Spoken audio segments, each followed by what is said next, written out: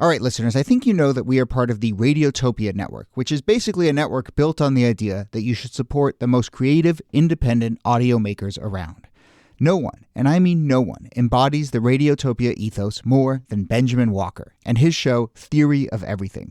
Benjamin, who I've known for a long time, has been making beautiful, personal, sprawling audio documentaries for decades that help us understand the very strange world we live in. And now he has a new series called Not All Propaganda is Art. The new series goes back to the 1950s, when Western security agencies like the CIA paid artists, writers, and intellectuals to fight the cultural Cold War. The CIA funds were free. I mean, no one was told what to say. Gloria Steinem, activist who sees the CIA as a sort of enlightened pal or rich uncle, there is another viewpoint.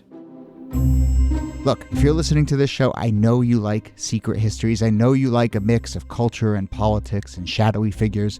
So what are you waiting for? Not All Propaganda is Art from Benjamin Walker. You can find it now wherever you listen or at theoryofeverythingpodcast.com. This episode is brought to you by Progressive, where drivers who save by switching save nearly $750 on average. Quote now at progressive.com. Progressive Casualty Insurance Company and affiliates, national average 12-month savings of $744 by new customers surveyed who saved with Progressive between June 2022 and May 2023. Potential savings will vary.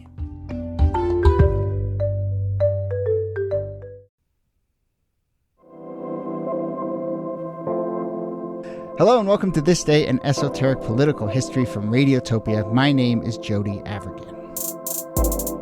This day, December 7th, 1898, President William McKinley gives a joint address to Congress, sort of State of the Nation speech, and no surprise, he talks about the Spanish-American War, which would soon come to a close. He talked about trade agreements with Germany, talked a little bit about westward expansion.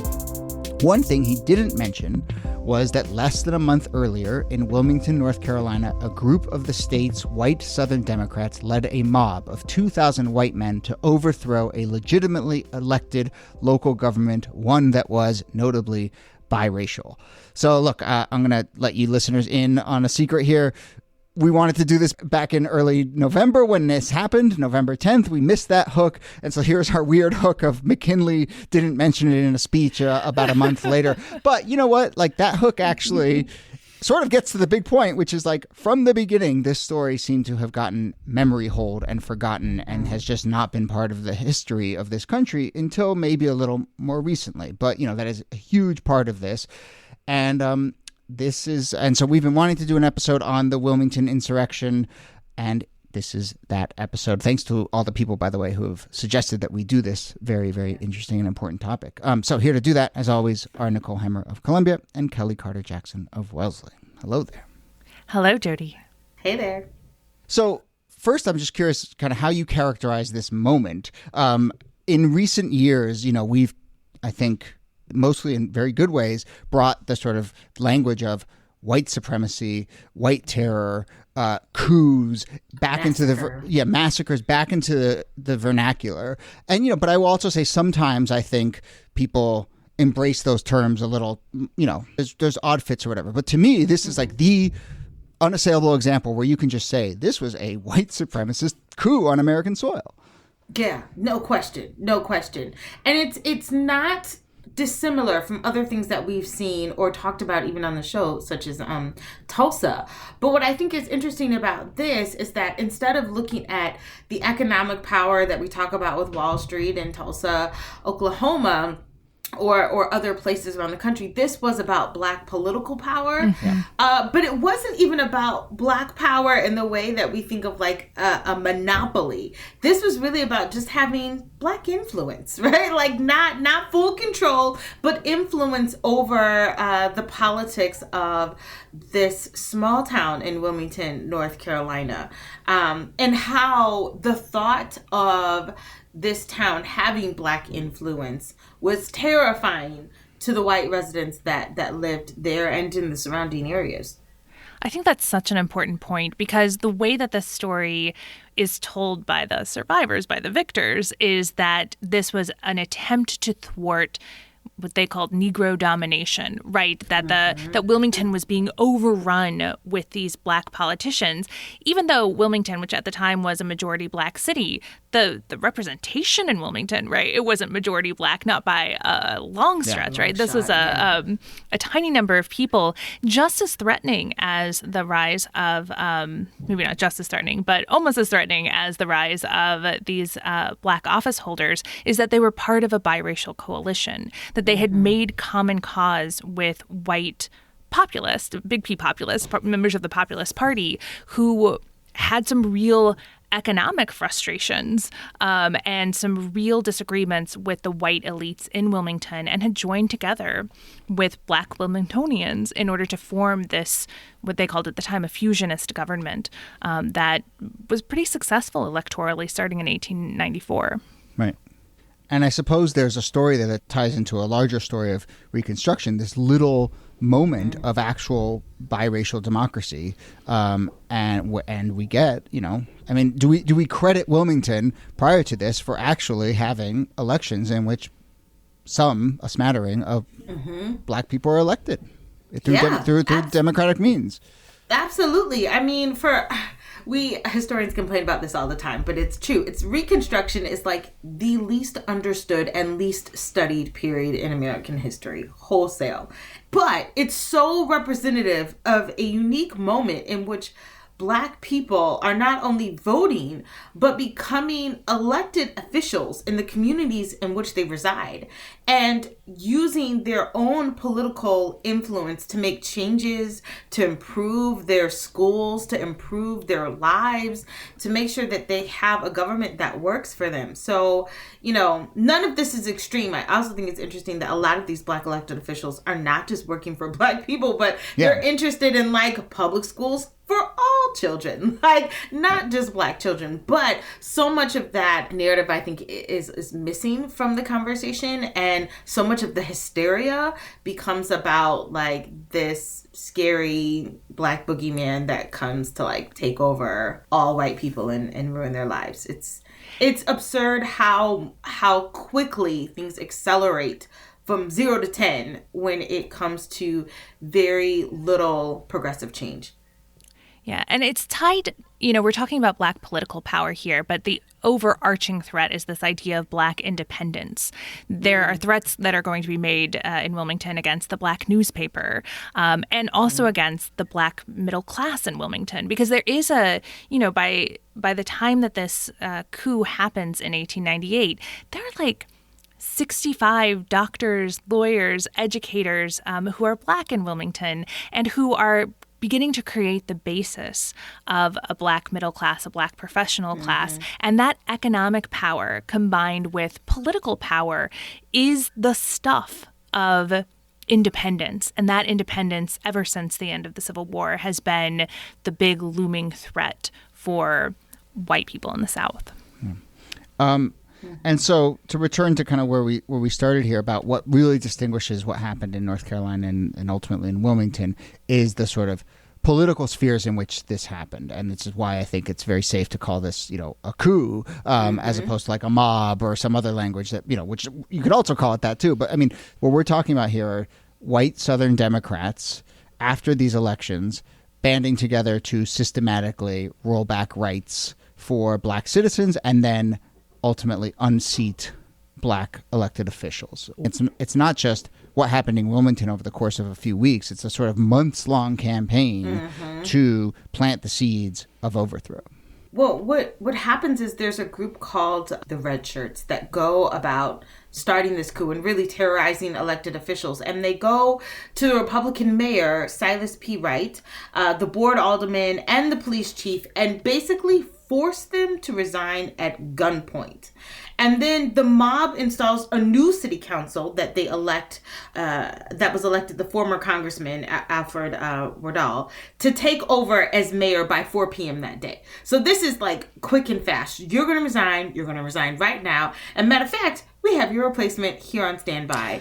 And by the end of the day, I mean, on Waddell's orders, the new quote unquote elected mayor basically starts this killing spree, and they kill anywhere between 60 to about 300 Black people and then banish people, basically say, don't ever come back at gunpoint.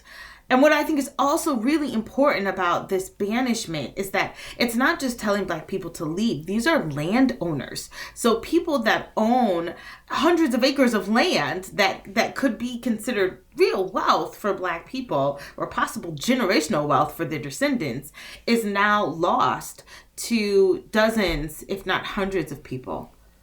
Right. And as Kellie suggests, right, this was something that had been in the works for months. This wasn't just a spontaneous uprising. It was an attack on the election of 1898. There were white Democrats who went in and stuffed ballot boxes in some Black areas. The number of votes that went Democratic were more than the number of people who were eligible to vote. And it was a political coup in the truest sense. We are getting rid of the rightfully elected people and we're installing our own people, and no one is going to stop us. And I think that's the big thing. Like, nobody stops them. And the makeup of Wilmington changes almost overnight. It goes from being a majority Black city in 1898 to being a majority white city by the turn of the century. So in just a couple of years, these expulsions that Kellie is talking about and the terror and violence that's being used against Black people fundamentally remakes the city. And these new office holders come in and they start rewriting all of the laws. This is when Jim Crow law comes into play, and people are systematically disenfranchised. They lose their property, they lose their rights, and it happens so quickly. It's also interesting to me that President McKinley knew about this. Like, it wasn't as though he was unaware and someone's like, hey, do you know what's going on? He was warned, he was told, he was briefed. He even meets with the most prominent Black person of the 19th and early 20th century, Booker T. Washington, to talk about this. And he basically says that his hands are tied, even though the governor of North Carolina is a Republican at this moment. And for those who don't know, like, the Republicans were still a part of a slowly changing but demographic that was most receptive to Black Americans and Black rights and civil rights.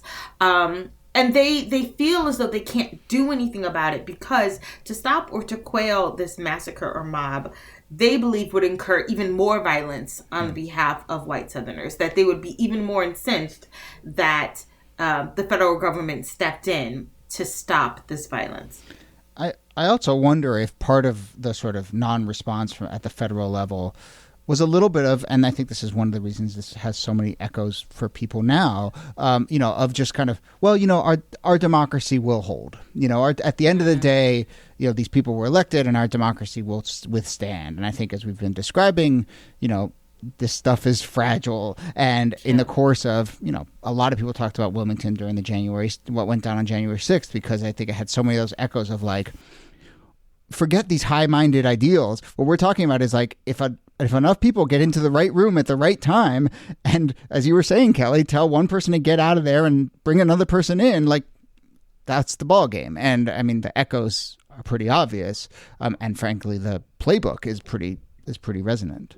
So during Reconstruction, Ulysses S. Grant, when he's president, he sends in federal troops to stop a lot of these riots and massacres that are taking place all over the South. When Reconstruction ends in 1876, the compromise or the deal with the devil is that all these Union troops have to be taken out or removed out of the South. They no longer want to have a federal presence in the South, sort of saying what they can or cannot do. So if McKinley were to send in troops, it would send the message to the South again, like, you're policing us, you're telling us what to do. This is what we fought to end after Reconstruction. And so that is also another reason why McKinley feels like his hands are tied. Yeah. But Black civil rights always require this federal power in order to back them up. And so federal intervention. Yeah. Right. I also wonder, just putting it in the context of McKinley at the time is waging this war against Spain, in which he's making the argument that the United States has the right to rule in places like Cuba and the Philippines because the people there are brown and Black, right? He's making a white supremacy argument in foreign policy. So Not to say that he was like rah-rah to the Wilmington coup. I don't know one way or the other whether he was, but he certainly was of a mindset that didn't necessarily see it as the worst outcome for Wilmington. For sure. Yeah. As we wrap up, the legacy here. I mean, NIki, you hinted at it, that there was just an immense exodus of Black residents from Wilmington, but also from a political structural level, I mean, it is stunning how much power gets grabbed back and it just never gets let go again. Yeah, look, in 1896, there were more than 125,000 Black voters in North Carolina. By 1902, so just 6 years later, there are only about 6,000 Black voters left on the books.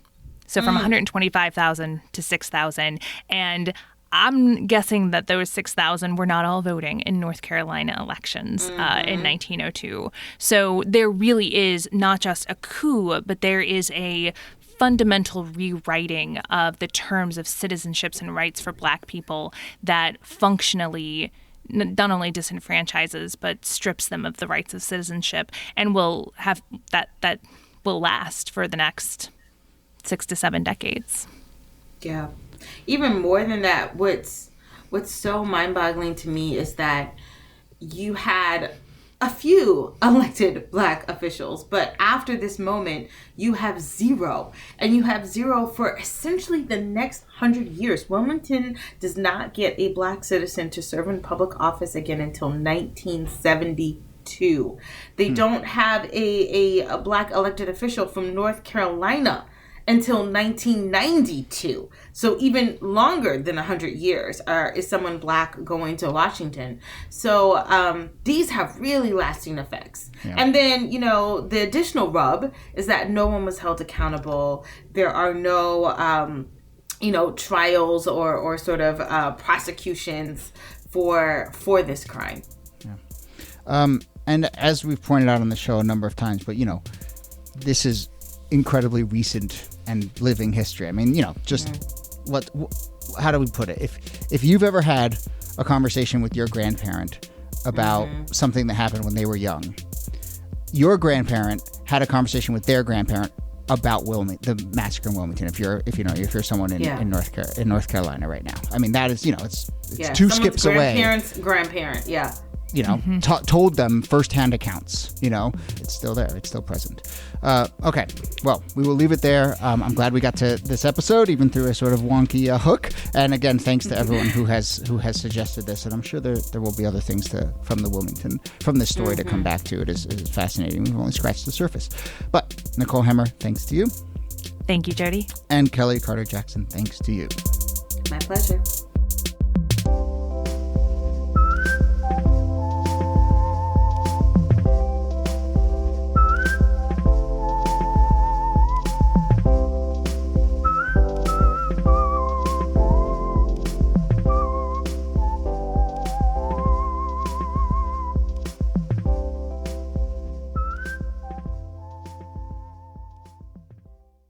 Support for This Day in Esoteric Political History comes from Odoo.